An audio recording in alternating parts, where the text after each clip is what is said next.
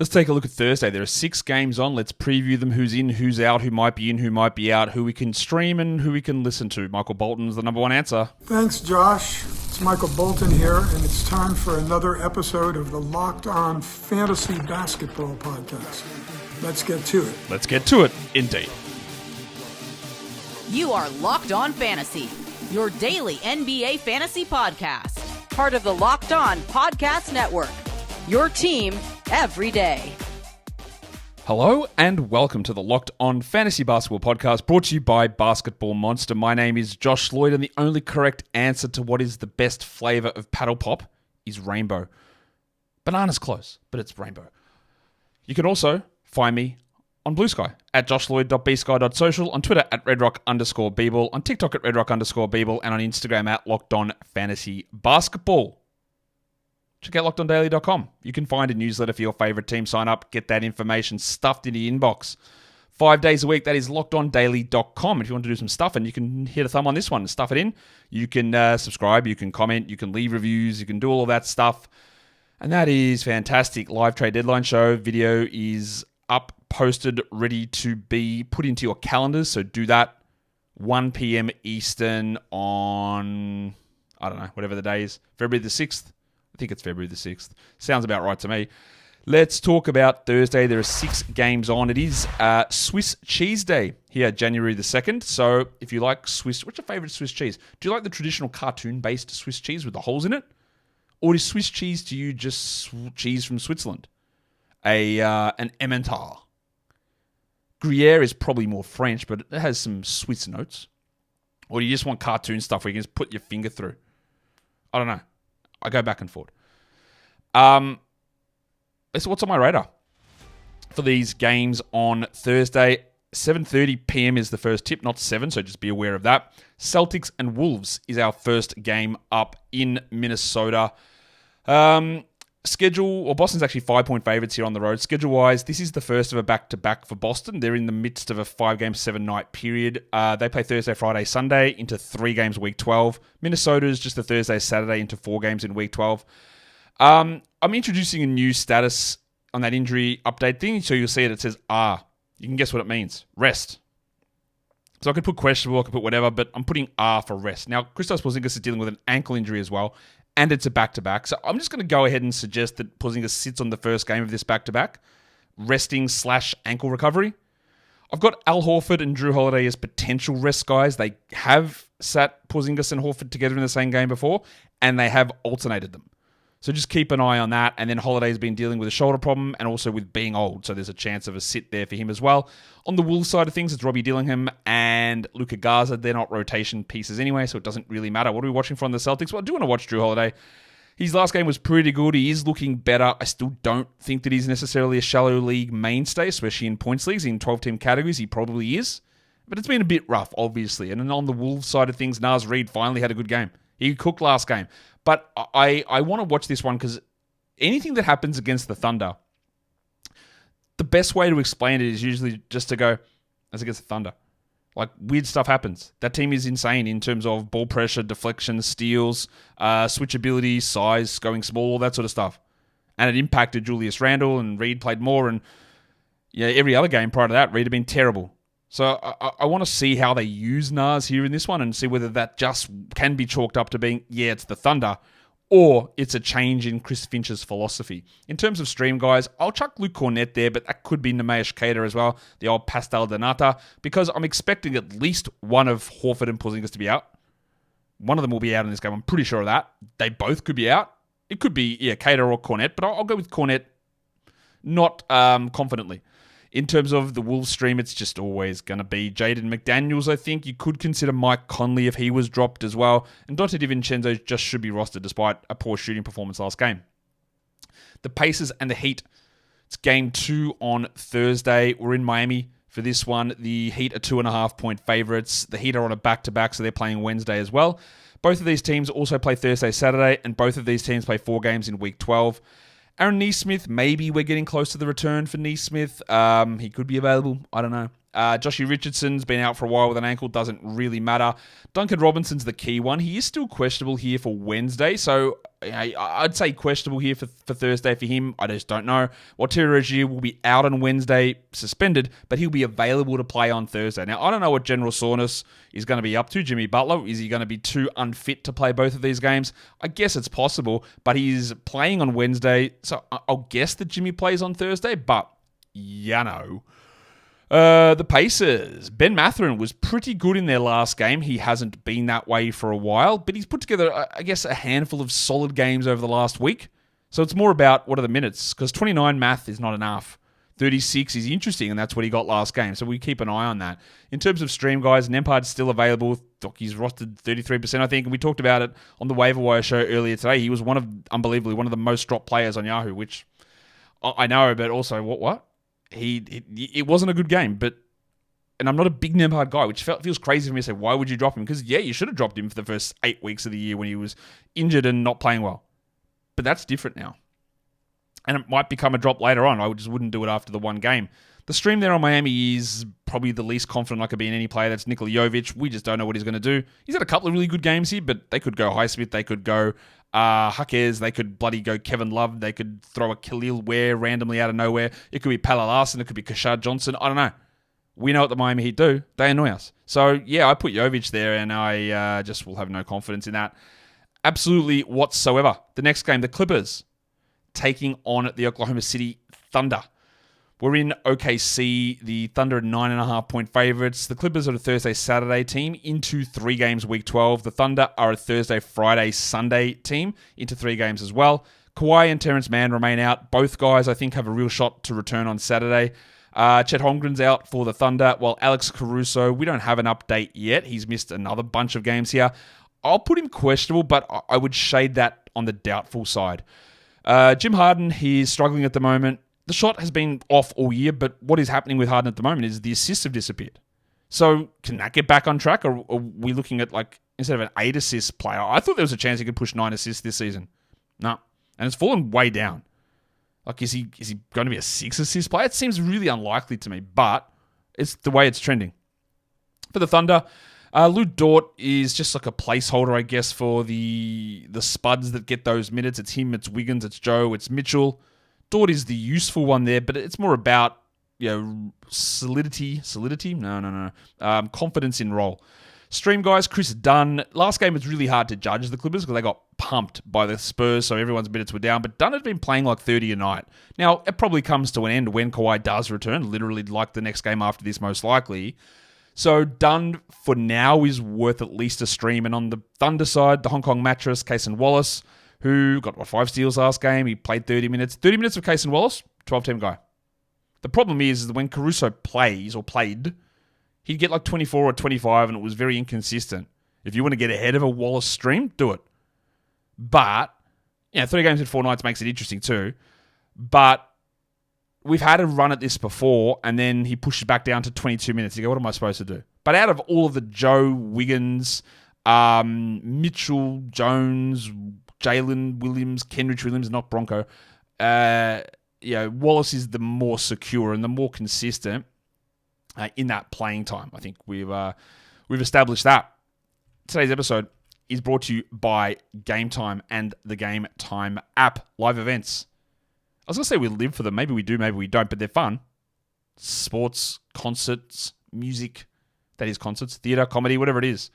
Getting to a concert or to see your favourite team play live is an event that is memorable for you, for others, for everyone. It's a great time. And Game Time makes it even easier to get those tickets for your favourite events with their new feature, Game Time Picks. It filters out the fluff. It shows you only the incredible deals on the great seats, so you don't have to waste your time searching through thousands of tickets.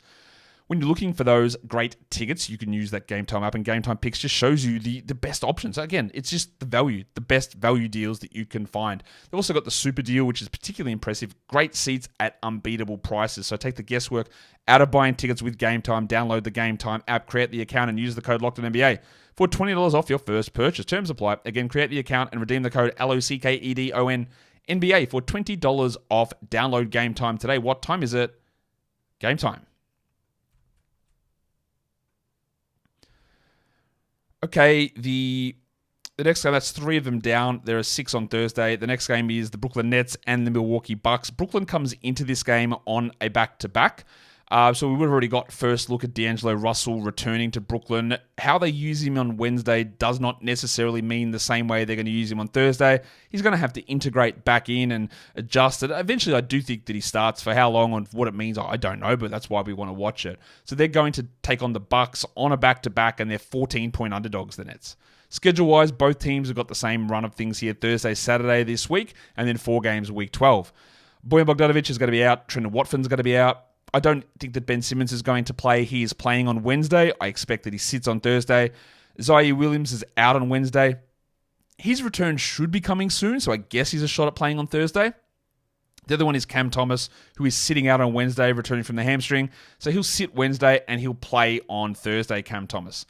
Last game, we saw Bobby Portis get a ton of minutes and a ton of production, largely because Brook Lopez wasn't playing well and the lineups were getting smacked, so they just went more to Portis.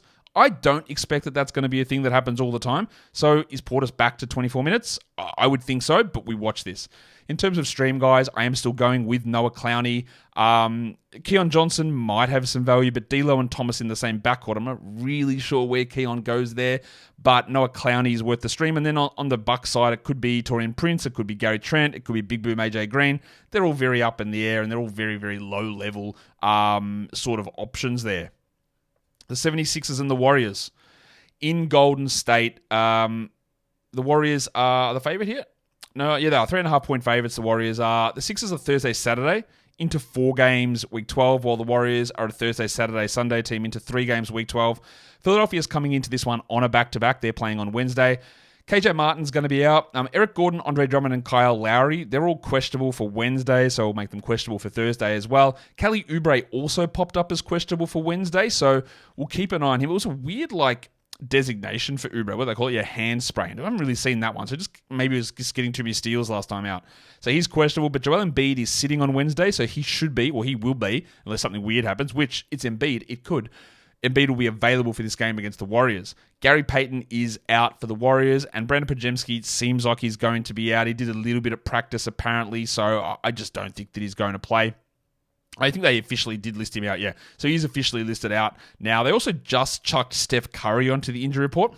Thumb sprain for him. Draymond, probable with a back contusion. Oh, no. And Kyle Anderson, questionable with an illness. So they just bumped a bunch of guys under that injury report. What I'm watching from the Warriors? Well, realistically, it's Trace Jackson-Davis. Last time we saw Golden State play, he played a lot of minutes, but he was like a minus 20 and they got smashed. How does that go against Joel Embiid? Could foreseeable future legend Steve Kerr just say, right, I want the strength of Kevon Looney out there? That wouldn't be the craziest thing to think, yes? So let's see what happens. In terms of stream, guys, Caleb Martin, probably the one I look for in Philadelphia. Obviously, if Oubre is available, we go that way. But if he's not, and he's questionable, so I'm not going to include him here, go with Martin. And then, yeah, I know he's bad, but available in 60% of leagues, the only guy that really sort of makes noise there is Buddy Hield, and we don't really care for him. But as an option, unless you're a revenge game legend and you think Buddy's going to cook the Sixers, I guess maybe. He does occasionally chuck the big game up there. I'm not going to deny that. But it's very hard to rely upon that. Blazers-Lakers is actually the final game of the day. Here for Wednesday, Portland is a Thursday-Saturday team, and they play 4 in Week 12. The Lakers have 3 games left this week, Thursday, Friday, Sunday, into 3 games in Week 12. Matisse Thybulle is going to be out.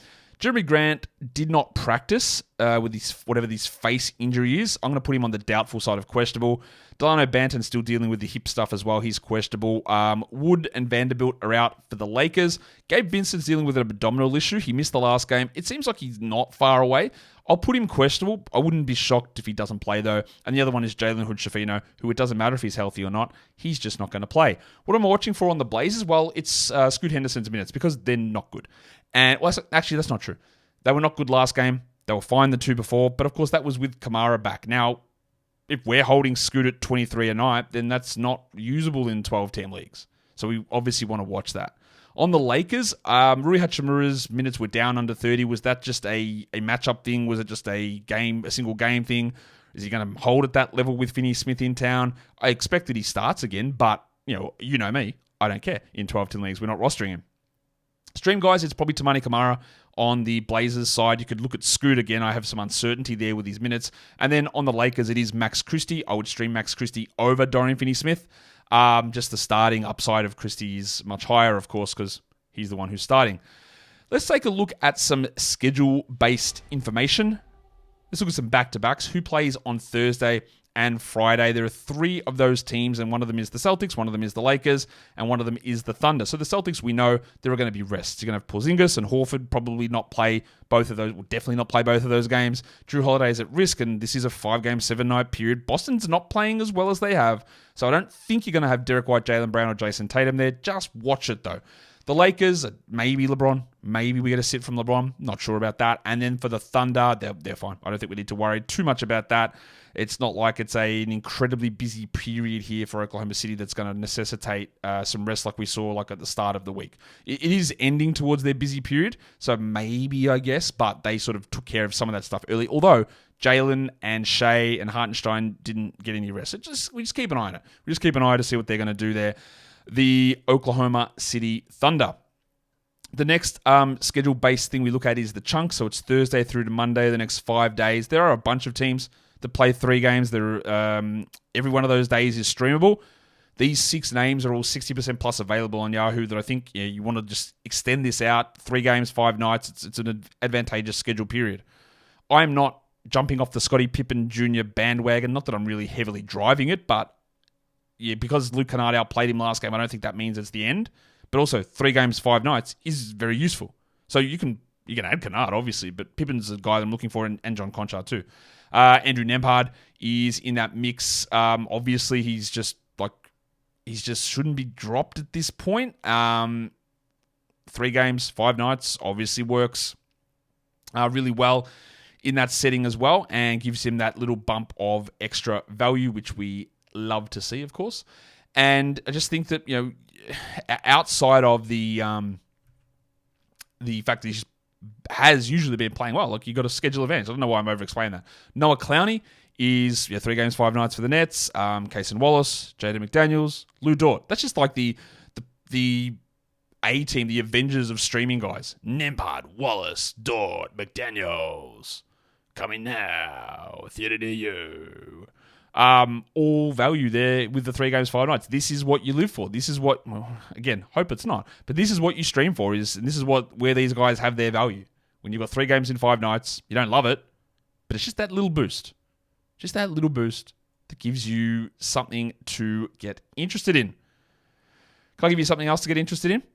Today's episode is brought to you by FanDuel Sportsbook. Maybe you're interested in the NFL playoffs, which are ready to start, but it's not too late to get in on the regular season action with FanDuel, America's #1 sportsbook, because now you can finish the season strong as a new customer, and you can get $250 in bonus bets if your first $5 bet wins. There are so many ways on FanDuel for you to pick up a W.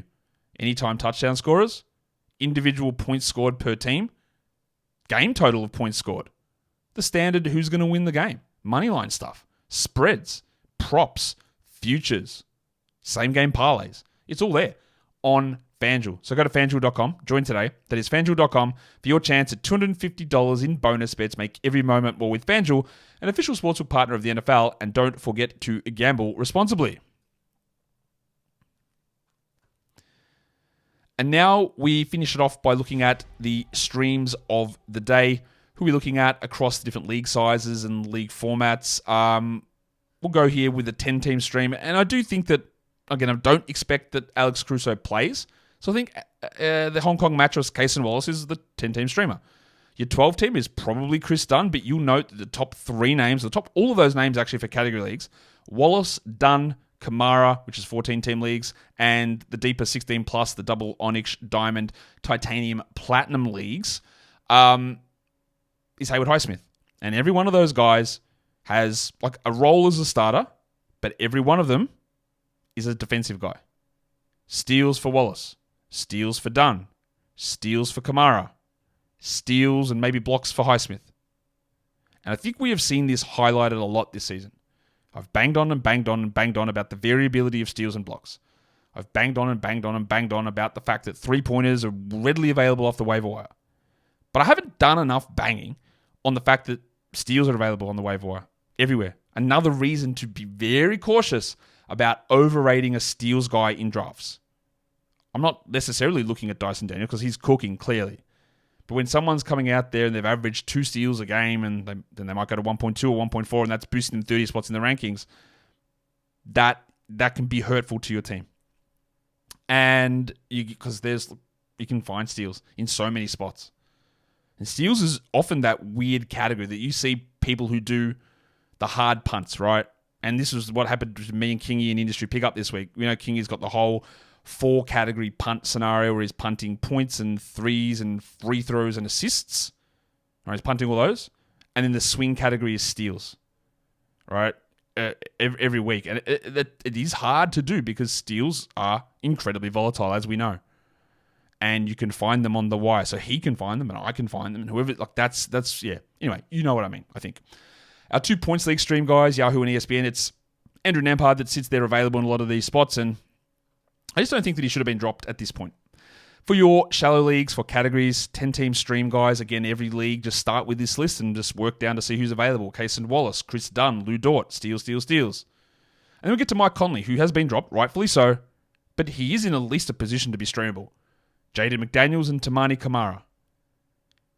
I know that the common thought often in fan, again, we're going to just go back to a bit more draft theory stuff, and I've talked about this for a long time as well, but the idea is like, you know, oh, you can always find points off the waiver wire. Like, not really. You can't. You can't ever find like a big point scorer off. You can find someone, they score 7 points, 8 points, but you can't find a 17-point guy unless it's Jordan Clarkson. You can't find anything close to average in that category off the wire. And most of the guys you find that sit on the wire that we look to stream are just going to be like, okay, maybe Cason gets 10. Maybe Kamara's a 10-point guy, or McDaniels has 11, or Dort has 6, or whatever. They're not terrible scorers, but they're not even coming close to sniffing average. For 12-teamers, Derek Jones, TJ McConnell, Caleb Martin, Gershon Yabusele, although his value is probably a little bit lower considering Embiid's going to play. Nikola Jovic, good luck with the Heat. Dorian Finney-Smith is worth a stream in that spot as well. For deeper leagues, it is Haywood Highsmith. Rob Williams can just pop off for 2 or 3 blocks in 10 minutes. That's possible. Nikhil Alexander-Walker, the artist formerly known as Torian Prince. Jarris Walker, hello. And Day'Ron Sharpe, who has been a little bit up and down, but there's always sort of upside ability there. 12, 13, maybe 18 minutes, hit a 3, block a couple of shots, and grab some rebounds. If you want to look at some points league streaming guys, all 60% plus available. Nembhard, Clowney, Dunn, McDaniels, Cason, Wallace, and Lugens Dort. And then on ESPN, it's basically the same names. Nembhard, Clowney, Cason Wallace, the Hong Kong Mattress, Lou Dort, Kris Dunn, and Jaden McDaniels. And that is a preview for Thursday, January the 2nd, a 7:30 p.m. start for those 6 games. So don't forget, you got a little bit of extra time, bit of extra half an hour to get things done. So now you can spend that half an hour just going back and double banging all of my episodes and thumbing and commenting and all of that really, really useful stuff. Trade Deadline Show, go and like it over there and like yourself. Yep. I want you to really think about 2024. It's done. We don't have to harp on it. Find one thing. Just one. What was something good that you did? It can be like the most basic thing. Because every journey, every whatever, has to start small, right? We can't just always go big. Guys, we are done here. Thank you so much for listening, everyone. See ya.